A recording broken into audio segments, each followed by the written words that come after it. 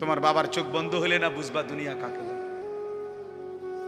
তোমার বাবার উপার্জন শেষ হয়ে গেলে না বুঝবা দুনিয়া কাকে বলে।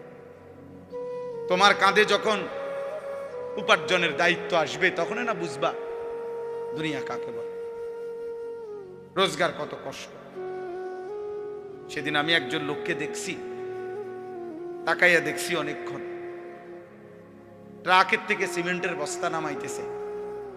আমি লোকটার দিকে তাকাইয়াছিলাম, সারাটা শরীর ঘামে, আমার মনে হয় যেন লোকটা মানে পানির মধ্যে, সারাটা চুল চেহারা তার ঘামে, ঘাম বাইয়া বাইয়া পড়তেছে।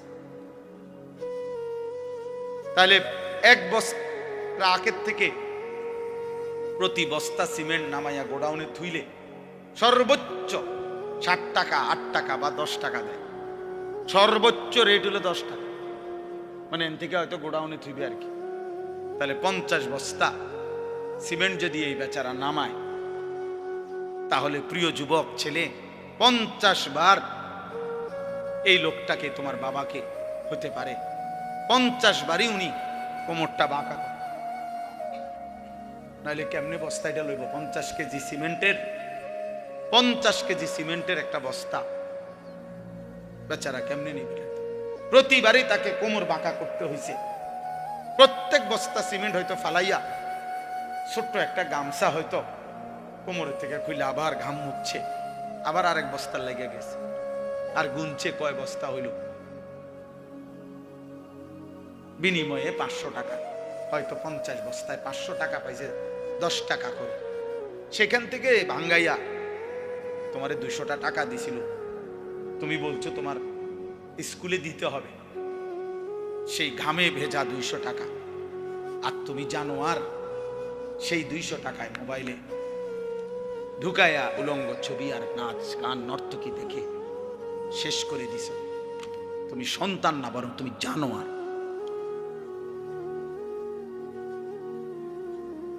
তুমি সন্তান, তুমি মানুষ না, বরং তুমি কুত্তা, তুমি জানোয়ার। তুমি জানো না তোমার বাবার এই 100টা টাকার পিছনে কতগুলো ঘাম ঝরছে, বেচা কতগুলো ঘাম ঝরছে।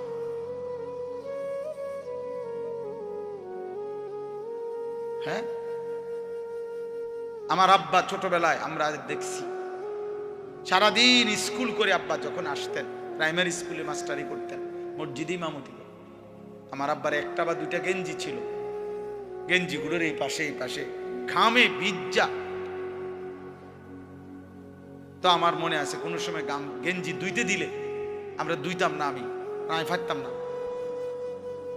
মানে ঘামের গন্ধে বাবার গেঞ্জি ভিজা থাকত। সেখান থেকে আব্বা, আমার মনে আছে, মাস শেষে প্রতি 300 টাকা মাদ্রাসায় পাঠাইছে আমার লেগে।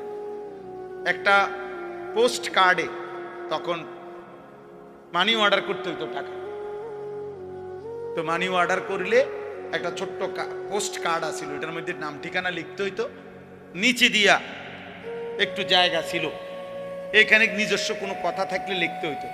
আব্বা লিখতো, আনিস তোমার জন্য 300 টাকা পাঠাইলাম, বাবা টাকা পাইয়া জানাইও। তো আব্বারে জানাইতাম যে বাবা টাকা পাইছে। এই 300 টাকা গুনে গুনে 2 টাকা ডাইলবাজি, 2টা পরোটা,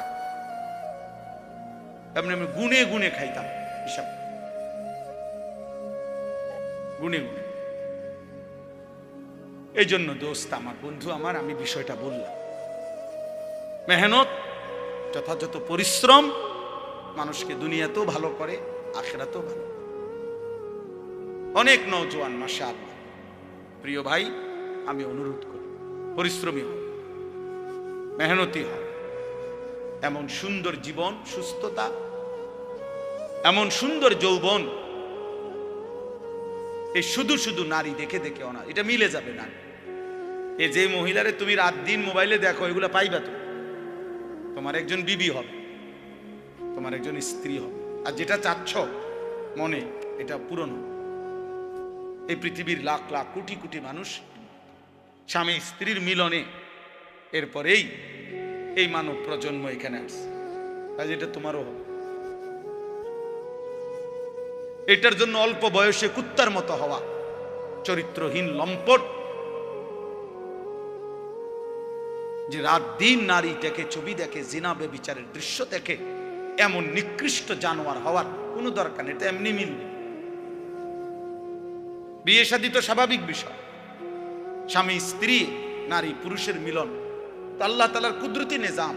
আল্লাহ বলছে আমি এটা ব্যবস্থা করে রাখছি, যথা সময়ই পৌঁছে যাও। সময়ের আগে এক লোকমা খাবারও পৌঁছে। আমরা কিতাবে পড়ছি, কিতাবের মধ্যে আছে, আমরা পড়ছি যে হে আল্লাহর বান্দা, তোমার লোকমা যদি, তুমি আসো জমিনে, আর তোমার একটি লোকমা যদি পাহাড়ের উপরেও থাকে, তো নিশ্চিত মনে রেখো, ইয়াকিন, পাহাড়ের উপরের ওই লোকমাটাই তোমার মুখে পৌঁছবে। আর আল্লাহর ওলিরা বলেন, যদি হে আল্লাহর বান্দা, তুমি মুখের কাছে দুই ঠোঁটের সামনে নিয়ে আসছো লোকমা, কিন্তু যদি সেটা তোমার ফয়সালাতে না থাকে, খোদার কসম ওই লোকমা তোমার ভিতরে ঢুকবে না। যেটুকু বরাদ্দ ওইটা যদি পাহাড়েও থাকে, সেখান থেকে নেমে আসবে। যেটা বরাদ্দ নাই, সেটা ঠোঁটের কাছে থাকলেও সেটা কি হবে না, মিলবে না। অতএব আমাদের জীবনের এটা বড় বুঝা উচিত। আমি বেশি আফসোস করি যে ছেলেরা, বাবা কেন বুঝতেছো না যে তুমি তোমারে চিনলা না কেন? কমপক্ষে ডানে বামে তাকাইও না, এই সমাজের কারো দিকে তাকাইও না, তোমার দিকে তাকাও তো একটু, যে আমি কি করছি সারাটা দিনে। এটা কি একটা সুস্থ মানুষের কাজ? সারা দিনে আমি বেশি ব্যস্ত ছিলাম। আজকে মাগরিব পর্যন্ত আমার বাচ্চা অসুস্থ ছিল, আর আমি ডাক্তার দেখাইয়া বাসাত রাইখা সুদন্যপুর আমার শায়েখ আরিফ বিল্লাহ আল্লামা মুফতি মুশতাকুন নবী কাসেমি হযরতের মাদ্রাসায় আমি যাইতে হয়েছে মাগরিবের পর। ওইখানে ইসলাহি মাহফিল, সেখানে আমি 20 মিনিট বয়ান করছি। এরপরে এখানে আসছি। আমি বারবার যোগাযোগ হইতেছে যে দেরি হয়ে যাইতেছে, বা আমার আরেকটা মাহফিল আছে, সবই ঠিক আছে, কিন্তু আমি মাঝখানে ঠিকই এরপরেও এলিটগঞ্জ পাম্পে আমরা এশার নামাজ জামাতে পড়ে আসছি। মাহফিল যদি কাইতে হইয়া যায়, শীত হইয়া যায়, আমাকে আমার নামাজ তো পড়তে হবে না? শ্রোতা যদি চলেও যায়, আমাকে আমার নামাজ পড়তে হবে না? ওই দেখো, ঠিক ওই দেখো, ওই অপদার্থরে দেখো, ঠিক মতো চোখেও দেখে না, কিন্তু মাগার মোবাইলে এমনি, হ্যাঁ চোখের লোকে লাগাই এলাও, এটা গাম দিয়া কষ্টে লাগাই দাও, পেজা আছে এখানে কষ্টে। হ্যাঁ হ্যাঁ, না না, লজ্জা, লজ্জা হবে কোন দিন? কোন দিন হবে বলেন? হায়া হবে কোন দিন? তাইলে শিখবে কোন দিন আমার ছেলেরা? সন্তান শিখবে কোন দিন? ফেরাবে কে এদেরকে? কারো। সবাই আমরা সবাই ভাবতেছেন পাশ কাইটা জায়গা, সবাই ভাবতেছেন মাথা নোয়া জায়গা, সবাই ভাবতেছেন যার যার রুমে ঢুকে গেলে, ঘরে ঢুকে গেলে দরজা বন্ধ করে দিলে নিরাপদ। আল্লাহর কসম, কোন সমাজের মধ্যে যদি জিনা বেড়ে যায়, বেবিচার বেড়ে যায়, নারী ছেলে মেয়ের অবাধ মেলামেশা চলাফেরা যদি বেড়ে যায়, রব্বে কাবার কসম কিতাবে আছে, ওই সমাজের কোন ঘর আর পবিত্র নারী মেলা কঠিন হয়ে যায়। আগামীর প্রজন্ম হয়তো নেককার মেয়ে, চরিত্রবান মেয়ে, সতী সাথী মেয়ে মিলাটা কঠিন হয়ে যাবে যদি জেনা বেবিচার আর পরকিয়া আর হারাম অসভ্যতা এইভাবে ছড়িয়ে যায়। বর্তমান সময়ে মানুষের সবচেয়ে বেশি যেই গুণাটি হচ্ছে, সেটা হলো এই চোখের গুণ। কিসের গুণা বলেন? এই চোখের। দিবা নিশি আমাদের মা বোনেরা বেপর্দা রাস্তায় চলছে, নিজেদের ভিন্ন রকমের অঙ্গভঙ্গি, আর এটা পুরুষ প্রতিনিয়ত দেখছে, অথচ এটা হারাম। মোবাইলে প্রতিনিয়ত কিশোর যুবক ছেলেরা, একটা বয়সী ছেলেরা একেবারে বেসামাল এই বড় মোবাইল ব্যবহার করে রাত নাই দিন নাই সারা রাত নারী ছবি অস্থির দৃশ্য দেখছে। অথচ খোদার কসম এটা একদিন জাহান্নাম ছাড়া আর কিছুই মিলবে। আল্লাহ নবী সাল্লাল্লাহু আলাইহি সাল্লাম বলেছেন, যে ব্যক্তি কোনো নারীর সৌন্দর্য হারাম, যেটা তার দেখার অনুমতি নাই, সে দেখলো, খোদার কসম নবী বলছে কিয়ামতের দিন তার দুই চোখে সীসা জাহান্নামের আগুনে গলাইয়া এরপরে সীসা ঢেলে দেওয়া হয়, সীসা ঢেলে দেওয়া হয়, সীসা ঢেলে দেওয়া। অতএব আপনাদের কাছে অনুরোধ করছি, এই ছোট্ট কথাটা আল্লাহ তাআলা আমাদেরকে বলছেন, ইয়াগুদ্দু মিন আবসারিহিম, চোখ নামাও, চোখ। যুবক ভাই, তোমরা অনেক নওজোয়ান, মাশাআল্লাহ, প্রিয় সন্তান, নিজের উপরে দয়া করো। এই মোবাইলের অব্যাহত নেশা তোমারে ক্ষতিগ্রস্ত করবে। একদিন তুমি দুনিয়াও আগামাতা কিছুই খুঁজে পাবা না, আখেরাত আখেরাত। বয়স্ক বাবা যারা আছেন এখনো 50-60 বছর, অথচ এখনো চা দোকানে, টেলিভিশনে নাটক, সিনেমা, নর্তকীর নাচ দেখার অভ্যস্ত বা অভ্যাস আছে, আল্লাহর ওয়াস্তে চাচা ছেড়ে দেন।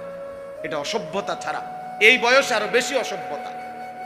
এই জন্য আল্লাহ নবী সাল্লাল্লাহু আলাইহি সাল্লাম স্পষ্ট বলছেন, রাগ হবেন না, নবীজি বলছেন, আল্লাহ নবী সাল্লাল্লাহু আলাইহি সাল্লাম বলছেন, হাসরের দিন আল্লাহ তাআলা ওই বান্দার দিকে তাকাবেন না, আল্লাহ তাআলা তাকে পবিত্র করবেন না, আল্লাহ তাআলা তাকে জাহান্নাম থেকে বাঁচাবেন না। এই কথা বলতে গিয়ে 1 নম্বরে যার কথা বলছে, নবীজি বলছেন যে আশ-শাইখুজ জানি, যে বুড়া ব্যভিচারী। খোদার কসম, বয়স বেশি, বয়স হয়ে গেছে, অথচ এখনো জিনাকার, ব্যভিচারী।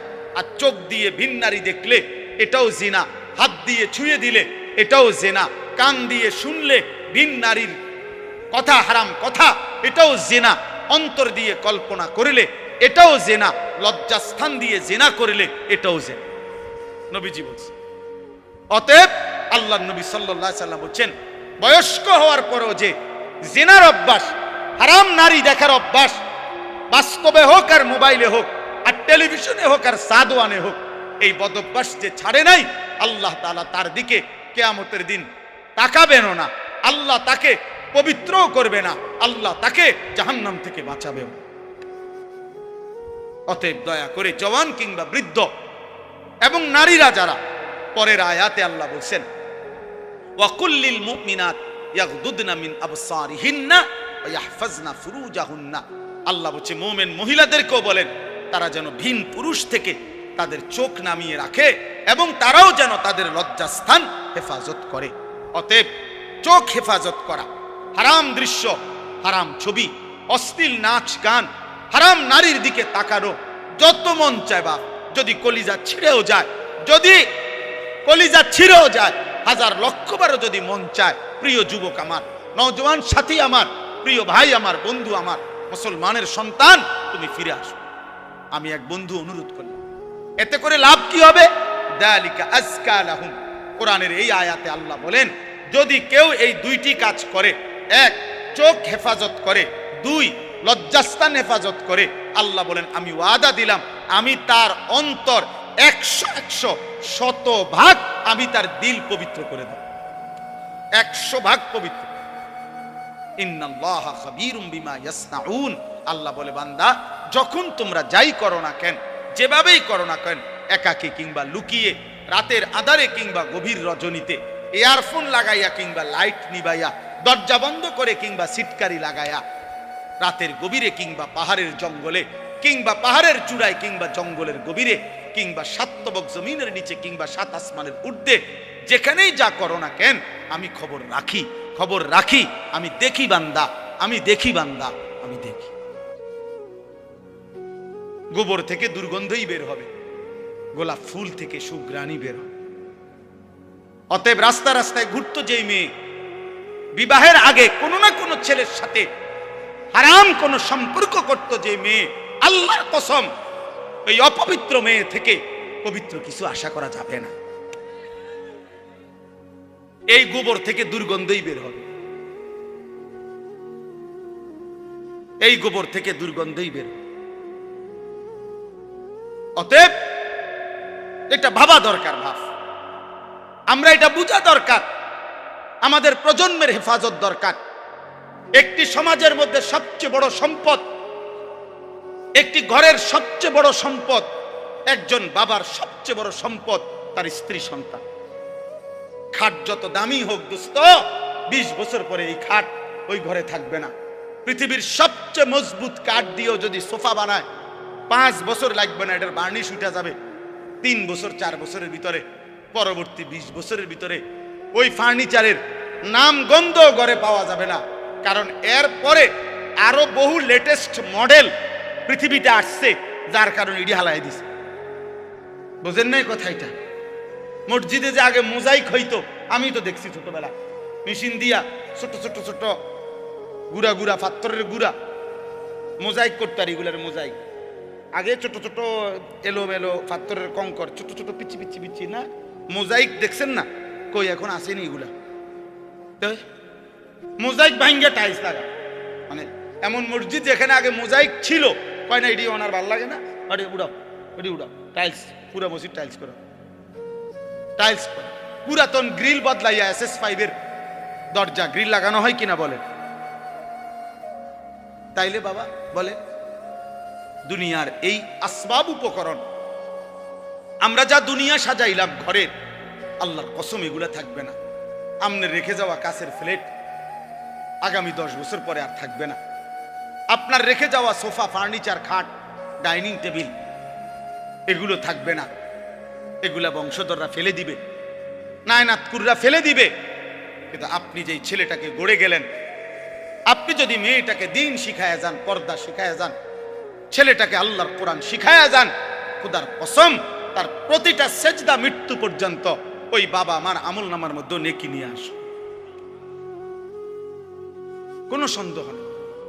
আল্লাহ নবী সাল্লাল্লাহু আলাইহি সাল্লামের হাদিস কত শুনছেন আপনারা। ওয়াজে উলামায়ে কেরাম বলে আপনাদেরকে যে মান ক্বারা আল কুরআন ওয়া আমিলা বিমা ফীহি উলবিসা ওয়ালিদাহু তাজান ইয়াউমাল কিয়ামা। আল্লাহ নবী সাল্লাল্লাহু আলাইহি সাল্লাম বলেন, যে কোরআন পড়লো, কোরআন অনুযায়ী জীবন চালাইলো, ওই ব্যক্তির মা বাবাকে কিয়ামতের দিন নূরের মুকুট, আলোকিত মুকুট পরিধান করানো। নবীজি বলছে তাহলে ভাবো তো, যদি বাবা মাকে এই মর্যাদা দেওয়া হয়, তাহলে যে কোরআন পড়লো সরাসরি, যে নিজে আমল করলো, ফামা যান্নুকুম বিল্লাযী আমিলা বিহাযা, তাকে আল্লাহ কি পুরস্কার দিবে? যে কোরআন পড়ছে, যে কোরআন আমল করছে। বাপ মারে যদি আল্লাহ সম্মান দেয়, তো হাফেজে কোরআনকে কি দিবে? আলেমে দ্বীনকে আল্লাহ কি দিবে?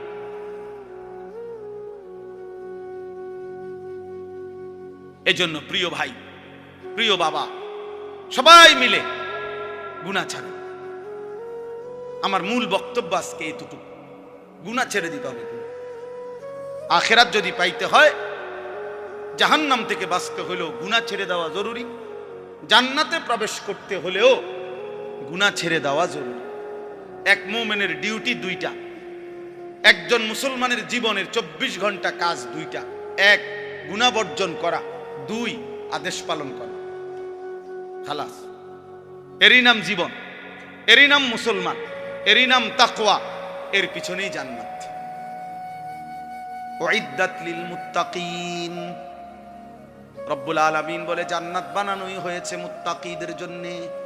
আর মুত্তাকি বলেই তাকে ওই মুমিনকে, যে মুমিন প্রথমত গুনাহ বর্জন করে, দ্বিতীয়ত আদেশ পালন করে। আদেশ পালন করে, সতর খোলা রাখা। মনে করেন কারো নাভি থেকে হাঁটুর নিচ পর্যন্ত, এটা হলো সতর পুরুষের, এটা খোলা রাখা গুনাহ না নেকি? কথা বলেন। একজন মনে করেন এখন নামাজের ওয়াক্ত, নামাজ আদায় করা, এটা গুনাহ না নেকি? নেকি। বুঝেন নাই? নামাজ আদায় করা কি নেকি, সতর ঢাকা মানে সতর খোলা রাখা, এটা কি গুনাহ। এ শরীয়তের মাসআলা হইল যে এক্ষেত্রে কোনটা আগে ফরজ?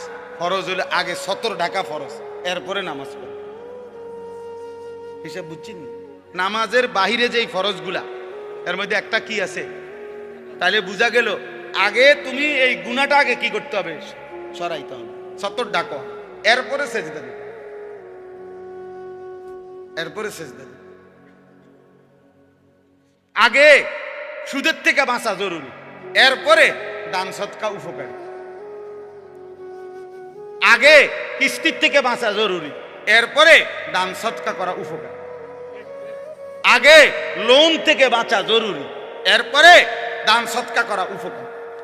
মসজিদে টাকা না দিছেন 30,000, কিন্তু 30 লাখ টাকা দিয়ে আপনি সুদের ব্যবসা করেন। এই বাটফার, পীর সওয়াব হারামখোর, সওয়াব কিসের? আবার সওয়াব তোমার আব্বাই দেয়। সুদখোরের 1 টাকায় কোনো নেকি হয় না, 1 টাকায়ও না। ফ্যান হয় নেকি হয় না, টাইলস হয় নেকি হয় না, নেকি ইমাম সাহেব দেয় না। ইমাম সাহেব শিক্ষা দিলে হইতো না।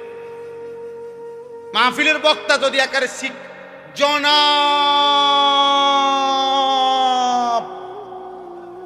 অমুকে অমুক 30,000 মার হাবা, আবারে মার, যা ফারস মার, তারে দেহা দিল কেন, মার কন্যা। ফেরেশতা বলবে আল্লাহ সুদের টাকা, আল্লাহ বলবে বাদ দাও, আলাই দাও, তেহালো এলা খেরা, কিন্তু তুমি লেখো না, নেকি লেখো। টাকা নেওয়া যায়, বলে নেয় কেন? হ্যাঁ নেওয়া যায়, এইটাও কথা। আপনি হয়তো বলবেন আরে এরপরে হুজুর আপনারা নেন কা, টাকা নেওয়া যায় কিন্তু নেকি হবে না।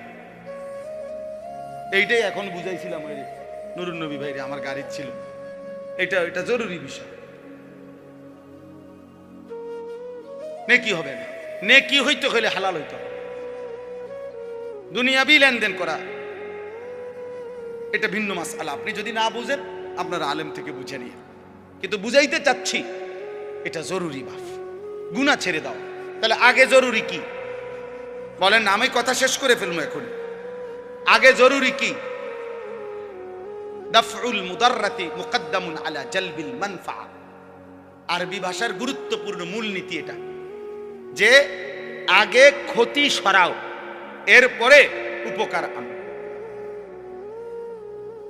উপকার পরে, আগে কি? কথা বলেন না, ক্ষতি সরাও এইটারে। আচ্ছা মনে করেন একটা জানালার গ্রিল, এটার মধ্যে রং দিবে, কি দিবে?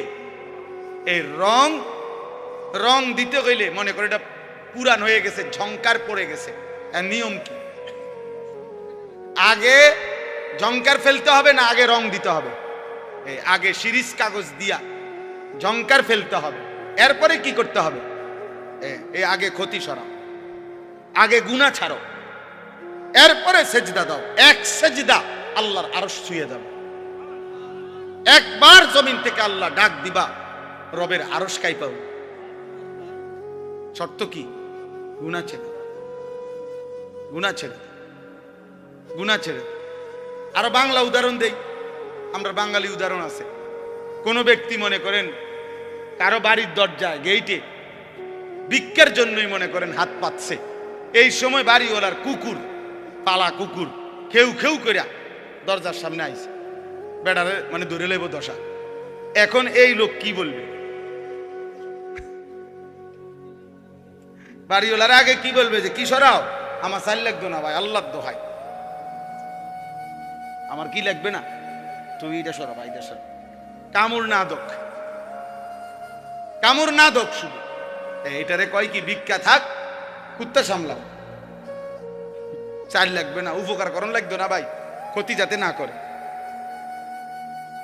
ক্ষতি যাতে না। এই জন্য এক মুমিনের প্রথম ডিউটি, যুবক হোক বৃদ্ধ হোক, আমি হই তুমি হই, আলেম হোক পাবলিক হোক, আপনি মনে রাখবেন। আপনারা অনেক সময় অনেকে আছে বলে আরে কয় তো লম্বা লম্বা, হুজুরের মধ্যে তো দোষের অভাব নাই, বলে কি না বলেন? আমিও তো বলি হুজুরের মধ্যে দোষের অভাব নাই। হুজুররা কি বেহেশতের থেকে নিয়ে আসছে? আমি কি এখন বেহেশতের থেকে আসছি না ক্যান্টনমেন্ট থেকে আসছি? ময়নামতি সাহেবের বাজার আমার বাসা, আমি কোনো বেহেশতের থেকে আসছি? মানে আপনি যদি মনে করেন কোনো হুজুরেরও দোষ আছে, হ্যাঁ হ্যাঁ, তো আপনি আমার জন্য দোয়া করেন, আমরা আপনাদের জন্য দোয়া করি না? কথা বলেন না কেন? তো আপনারা আমার জন্য দোয়া করবেন যে আল্লাহ ওনারও গুনাহ থেকে বাঁচান, ওনারও আল্লাহ আপনি নেক আমলের তৌফিক দেন। আমি আপনার কাছে দোয়া প্রাপ্য না? কথা বলেন না কেন? তো তাইলে অসুবিধা কি? এটা এটা কিন্তু সূক্ষ্ম ধোঁকা, সূক্ষ্ম ধোঁকা। আপনি চোখের সামনে দেখতেছেন আমরা দুইজন, তো এখন আমি পড়ে গেছি পানিতে, তো এরপরে আপনার দায়িত্ব এটা, আর আমি থাইকে লাভ কি? এটাই তো কথা। এটা কোনো বুদ্ধিমান করবে? এটা আমার সাথী আগুনে পুড়ে গেছে, আর আমি আর হুজুরে জেনে আগুনে ফিরে গেছে, তো আর আমি পাবলিক থাকা কিনবো, আমরাও আগুনে পুড়ে যাই, এটা নিয়ে নিয়ম। তো যদি মনে করেন আমি ভুলে করে ফেলছি, যদি মনে করেন আমি গুনাহ করছি, যদি মনে করেন আমি হারাম করছি, এই বলে কি আপনিও হারাম করবেন? এটা জরুরি। গুনাহ ছেড়ে দেন, এই আজকের মূল বক্তব্য এটা, গুনাহ ছেড়ে দেন। এক মুমিন প্রথম কি ছেড়ে দিতে হবে? গুনাহ ছেড়ে। বিষয়টা কঠিন হইল, এটা আমাদের আল্লাহর আদেশ, আর আল্লাহর আদেশের উপরে কঠিন না সহজ, পারতেছি না এত কথা বলার কোনো সুযোগ নাই। আপনার যদি মন নাও চায়, আপনার যদি বিবেকে নাও চায়, আপনার যদি কলজাটা ফাইটাও যায়, তারপরেও আপনি আল্লাহর হুকুমের জন্য গুনাহ ছাড়তেই হবে, ছাড়তেই হবে, ছাড়তেই। কার হুকুম এটা? আমার মালিক। বসে আদেশ করছে, অতএব অনেক সময় অনেক কাজ ভাল লাগতেছে না, তারপরও অধীনস্থ কর্মকর্তা তার বসের আদেশ মন না চাইলেও পালন করতে হবে। মন চাইলে তো ভালোই, মন চাইলে তো কি ভালো। এটা জরুরি বিষয়। এজন্য গুনাহ ছেড়ে দাও, গুনাহ ছেড়ে দাও। তাকওয়ার প্রথম অর্থ গুনাহ বর্জন, দ্বিতীয় অর্থ আদেশ পালন। আর আল্লাহ এটাই বলছি, ইয়া আইয়ুহাল্লাযীনা আমানুত্তাকুল্লাহ, ইয়া আইয়ুহাল্লাযীনা আমানুত্তাকুল্লাহ। কোরআনুল কারীমে প্রায় 7 বার এই কথাইটা আল্লাহ বলছে, হে ঈমানদার, ইত্তাকুল্লাহ, ইত্তাকুল্লাহ, ইত্তাকুল্লাহ, ইত্তাকুল্লাহ, ইত্তাকুল্লাহ, ইত্তাকুল্লাহ, ইত্তাকুল্লাহ। হে আল্লাহর বান্দা, হে মুমিন, আল্লাহকে ভয় করো, আল্লাহকে ভয় করো, আল্লাহকে ভয় করো।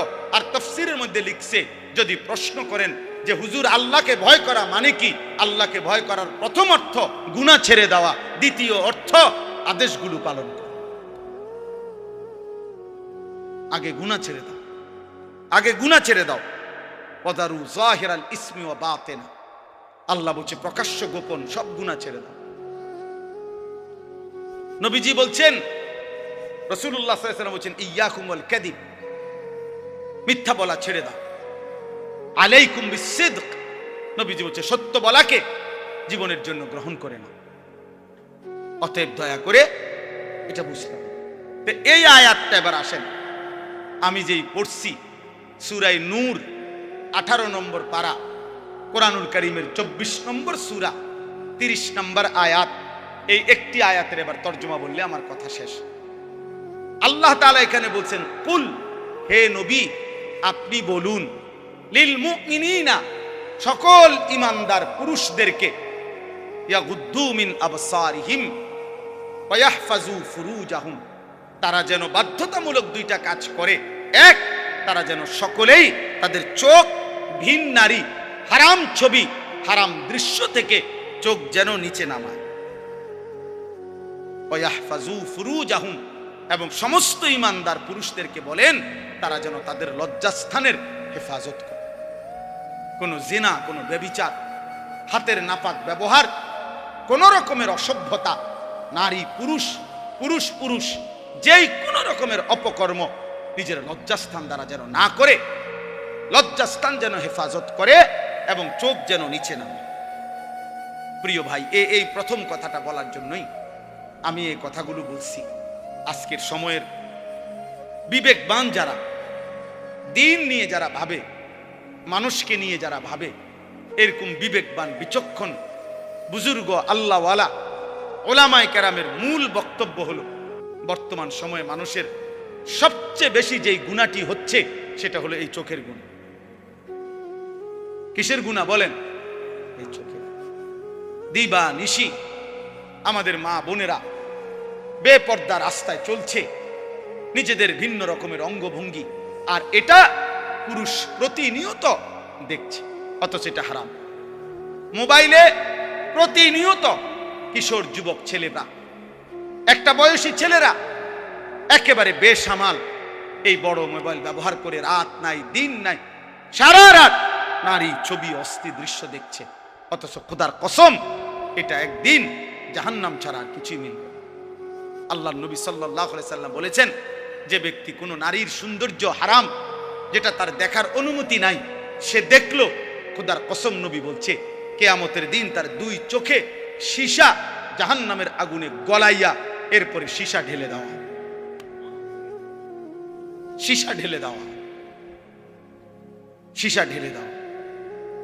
অতএব আপনাদের কাছে অনুরোধ করছি, এই ছোট্ট কথাটা আল্লাহ তাআলা আমাদেরকে বলছেন, ইয়াগুদ্দু মিন আবসারিহিম, চোখ নামাও, চোখ। যুবক ভাই, তোমরা অনেক নওজোয়ান, মাশাআল্লাহ, প্রিয় সন্তান, নিজের উপরে দয়া করো। এই মোবাইলের অব্যাহত নেশা তোমারে ক্ষতিগ্রস্ত করবে। একদিন তুমি দুনিয়াও আগামাতা কিছুই খুঁজে পাবা না, আখেরাত, আখেরাত। বয়স্ক বাবা যারা আছেন এখনো 50-60 বছর, অথচ এখনো চা দোকানে, টেলিভিশনে নাটক, সিনেমা, নর্তকীর নাচ দেখার অভ্যস্ত বা অভ্যাস আছে, আল্লাহর ওয়াস্তে চাচা ছেড়ে দেন। এটা অসভ্যতা ছাড়া এই বয়সে আরো বেশি অসভ্যতা। এই জন্য আল্লাহ নবী সাল্লাল্লাহু আলাইহি সাল্লাম স্পষ্ট বলছেন, রাগ হবেন না, নবীজি বলছেন, আল্লাহ নবী সাল্লাল্লাহু আলাইহি সাল্লাম বলছেন, হাসরের দিন আল্লাহ তাআলা ওই বান্দার দিকে তাকাবেন না, আল্লাহ তাআলা তাকে পবিত্র করবেন না, আল্লাহ তাআলা তাকে জাহান্নাম থেকে বাঁচাবেন না। এই কথা বলতে গিয়ে 1 নম্বরে যার কথা বলছে, নবীজি বলছেন যে আশ-শাইখুজ জানি, যে বুড়া ব্যভিচারী। খোদার কসম, বয়স বেশি, বয়স হয়ে গেছে, অথচ এখনো জিনাকার, ব্যভিচারী। আর চোখ দিয়ে ভিন নারী দেখলে এটাও জিনা, হাত দিয়ে ছুঁয়ে দিলে এটাও জিনা, কান দিয়ে শুনলে ভিন নারীর কথা, হারাম কথা, এটাও জিনা, অন্তর দিয়ে কল্পনা করলে এটাও জিনা, লজ্জাস্থান দিয়ে জিনা করলে এটাও জিনা, নবীজি বলছেন। অতএব আল্লাহর নবী সাল্লাল্লাহু আলাইহি সাল্লাম বলছেন, বয়স্ক হওয়ার পরেও যে জিনার অভ্যাস, হারাম নারী দেখার অভ্যাস, বাস্তবে হোক আর মোবাইলে হোক আর টেলিভিশনে হোক আর